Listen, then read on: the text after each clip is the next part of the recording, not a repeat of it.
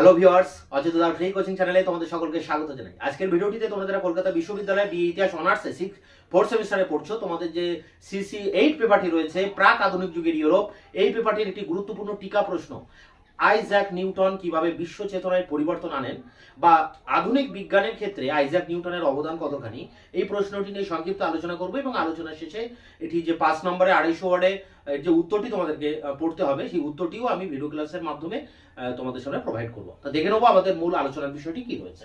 দেখো, BA history honours 4th same CC 8, Isaac Newton. Isaac নিউটনের জন্ম 1642 সাল থেকে 1727 তার মৃত্যু এবং 1642 তার জন্ম। তা আইজ্যাক নিউটন ছিলেন সারা পৃথিবী ব্যাপী যত মহান বিজ্ঞানীরা রয়েছে তাদের মধ্যে একজন অন্যতম বিজ্ঞানী হচ্ছেন স্যার আইজ্যাক নিউটন। তিনি 1642 সালে লিঙ্কন শহরের উলসথর্পে তিনি জন্মগ্রহণ করেন।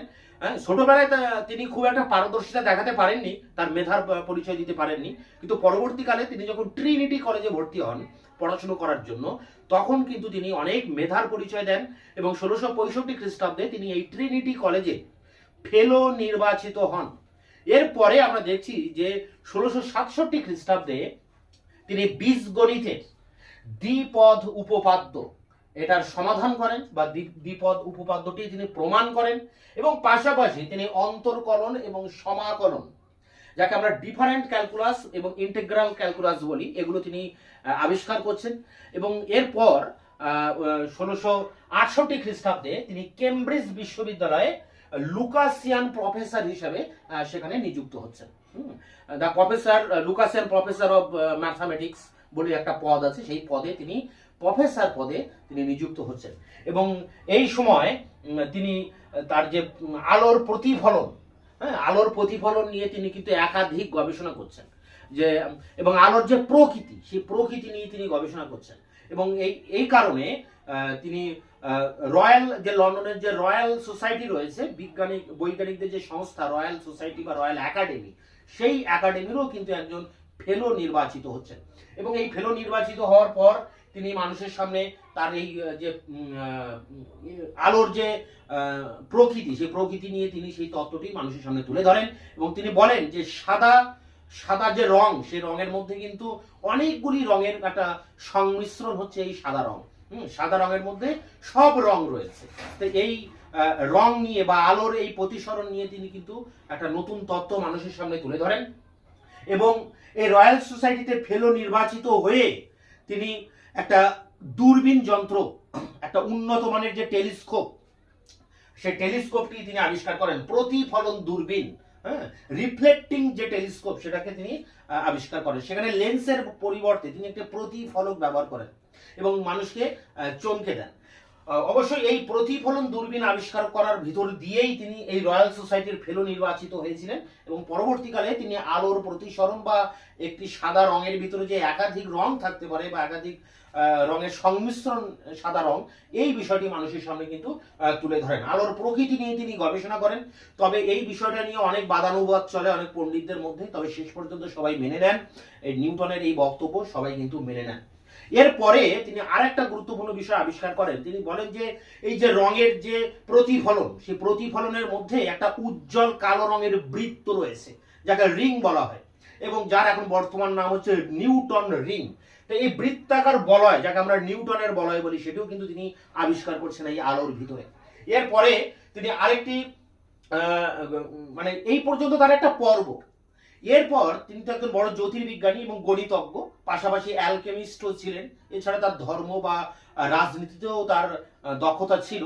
তাই এরপর তার যে সর্বশ্রেষ্ঠ আবিষ্কার মহাকর্ষ তত্ত্ব, থিওরি অফ গ্র্যাভিটেশন, এই তত্ত্বটি তিনি আবিষ্কার করেন।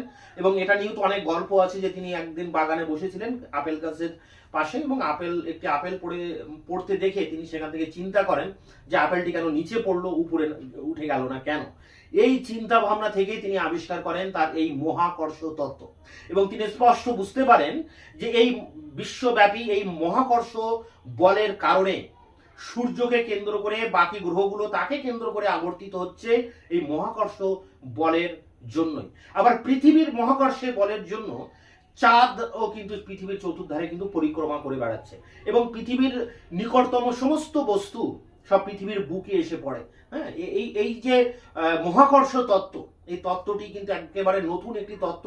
তিনি বিশ্ববাসীর কাছে তার এই মহাকর্ষ তত্ত্বটি তুলে ধরেন। এর পরবর্তীকালে তিনি আরেকটি নতুন একটি তত্ত্ব আবিষ্কার করেন, সেটি হচ্ছে একটি সমরূপ বা ইউনিফর্ম। হ্যাঁ, একটা গোলাকার বস্তুর মধ্যে যে বিভিন্ন কণা থাকে, সেই কণা যখন বাইরের কোনো একটি কণাকে আকর্ষণ করে, তখন বাইরের কণাটির উপরে যে বল প্রযুক্ত হয় সেটি এমন হবে যে ভিতরে বৃত্তাকার যে বস্তুটি আছে তার ভিতরের যে সমস্ত ভর যেন একটি মূল কেন্দ্রে এসে অবস্থিত হয়ে আছে। এই রকম একটা থিওরি তিনি কিন্তু আবিষ্কার করেন, এই সমরূপ থিওরি বা একটা ইউনিফর্ম একটা থিওরি কিন্তু তিনি সেখানে আবিষ্কার করছেন। এবং তার এই সমস্ত আবিষ্কারের কথা তিনি 1687 সালে প্রিন্সিপিয়া বলে একটি গ্রন্থ রচনা করছেন। সেই গ্রন্থে তার এই সমস্ত বক্তব্যগুলোকে তিনি তুলে ধরছেন। গ্রন্থটির পুরো নাম হচ্ছে ফিলোসফি ন্যাচারাল প্রিন্সিপিয়া ম্যাথামেটিকা। এই গ্রন্থটাকে আমরা সংক্ষেপে বলি প্রিন্সিপিয়া। এই গ্রন্থে তার এই সমস্ত আবিষ্কারের কথা তিনি তুলে ধরছেন এবং এই গ্রন্থ প্রকাশিত হওয়ার পর থেকে আধুনিক বিজ্ঞানের জয় যাত্রা কিন্তু শুরু হচ্ছে। তাহলে তিনি কি আবিষ্কার করছেন একবার যদি আমরা প্রথম থেকে দেখি, তাহলে আমরা দেখবো যে তিনি ট্রিনিটি কলেজে ফেলো নির্বাচিত হচ্ছেন। তারপর 1667 খ্রিস্টাব্দে তিনি বীজগণিতের দ্বিপদ উপপাদ্য আবিষ্কার করছেন, অন্তর্কলন, সমাকলন, ক্যালকুলাস এগুলো আবিষ্কার করছেন। এবং পাশাপাশি 1668 খ্রিস্টাব্দে তিনি কেমব্রিজ বিশ্ববিদ্যালয়ের লুকাসিয়ান প্রফেসর নিযুক্ত হচ্ছেন এই আবিষ্কারগুলোর দৌলতে। এরপর তিনি একটা প্রতিফলন দূরবীন আবিষ্কার করছেন, সেখানে লেন্সের পরিবর্তে প্রতিফলন ব্যবহার করছেন এবং তার ভিতর দিয়ে তিনি রয়্যাল সোসাইটি, লন্ডনের রয়্যাল সোসাইটির ফেলো নির্বাচিত হচ্ছেন। এরপর তিনি আলোর প্রকৃতি নিয়ে গবেষণা করছেন এবং তিনি বলছেন যে সাদা রঙের ভিতরে অনেকগুলি রঙের মিশ্রণ থাকে। সাদা রং কোনো একটি রং নয়, অনেকগুলি রঙের মিশ্রণ। এবং এই রঙের যে কোনো একটা আলোর যে প্রতিফলন, সেই প্রতিফলনের ভিতরে একটা উজ্জ্বল কালো রঙের একটা বৃত্ত থাকে, যাকে বলছি বৃত্তাকার বলয় বা রিং। এটাকে বলা হচ্ছে নিউটনের বলয়। এটা তিনি আবিষ্কার করছেন। এবং এরপরে তার সর্বশ্রেষ্ঠ যে আবিষ্কার মহাকর্ষ তত্ত্ব, এবং এই মহাকর্ষ তত্ত্বের ভিতর দিয়ে পৃথিবীতে যে সমুদ্রের জল ওঠানামা বা জোয়ার ভাটা এটা কাজ করছে, এবং পৃথিবীর মহাকর্ষ বলের জন্য চাঁদ তার চারিপাশে ঘুরছে, বা সূর্যের মহাকর্ষ বলের জন্য সূর্যকে কেন্দ্র করে গ্রহগুলো আবর্তিত হচ্ছে। এই মহাকর্ষ বল তিনি আবিষ্কার করছেন এবং পাশাপাশি একটা সমরূপ বা একটা ইউনিফর্ম থিওরি তিনি কিন্তু তুলে ধরছেন।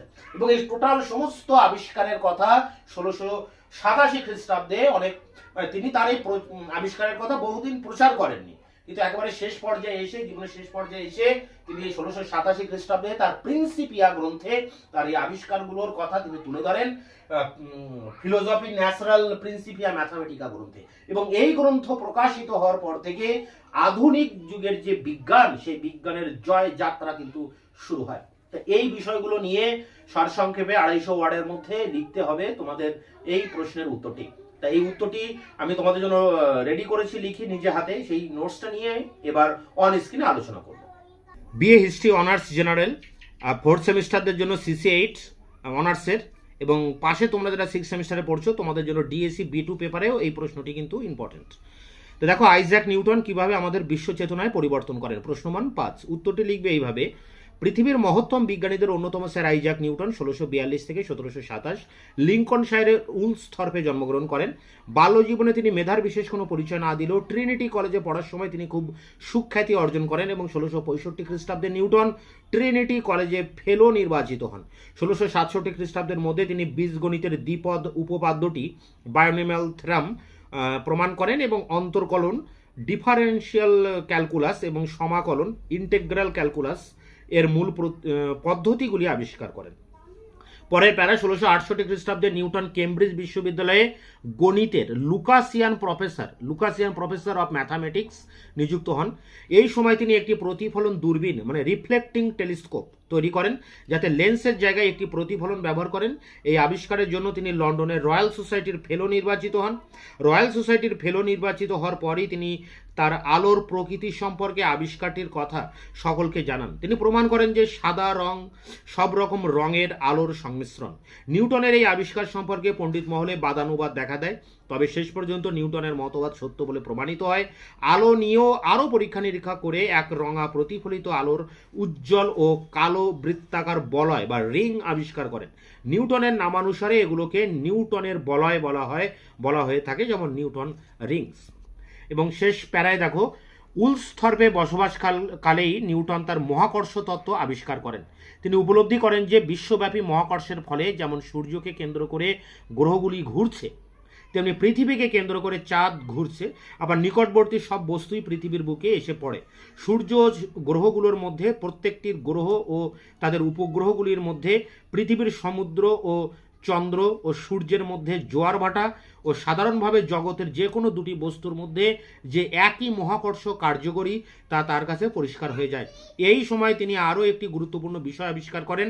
তিনি আবিষ্কার করেন যে একটি সমরূপ মানে ইউনিফর্ম গোলাকার বস্তুর ভিতরের প্রতিটি কণা যদি বাইরের একটি কণাকে মহাকর্ষীয় বলের সূত্রানুসারে আকর্ষণ করে, তাহলে বাইরের কণাটির উপর যে বল কাজ করবে সেটি এমন হবে যে গোলাকার বস্তুটির সমস্ত ভর তার কেন্দ্রবিন্দুতে অবস্থিত রয়েছে। কিন্তু এই সব আবিষ্কারের কথা তিনি দীর্ঘকাল পর্যন্ত গোপন রাখেন। অবশেষে 1687 খ্রিস্টাব্দে নিউটন এই সব গুরুত্বপূর্ণ আবিষ্কার তার প্রসিদ্ধ গ্রন্থ প্রিন্সিপিয়া অর্থাৎ ফিলোসফি ন্যাচারালিস প্রিন্সিপিয়া ম্যাথামেটিকা তে প্রকাশ করেন। এই গ্রন্থ প্রকাশের সঙ্গে সঙ্গে আধুনিক বিজ্ঞানের গোড়াপত্তন ঘটে। গণিতশাস্ত্র ছাড়াও অ্যালকেমি, ধর্ম, রাজনীতি প্রভৃতি সকল বিষয়ে নিউটনের আগ্রহ ছিল, কিন্তু প্রকৃতপক্ষে তার মহাকর্ষ তত্ত্ব ল অফ গ্র্যাভিটেশন পুরাতন পৃথিবীকে নতুন করে চিনতে প্রত্যেক মানুষকে সাহায্য করে। তো এই ছিল আইজ্যাক নিউটন কিভাবে আমাদের বিশ্ব চেতনায় পরিবর্তন আনেন বা আধুনিক বিজ্ঞানে তার অবদান কি।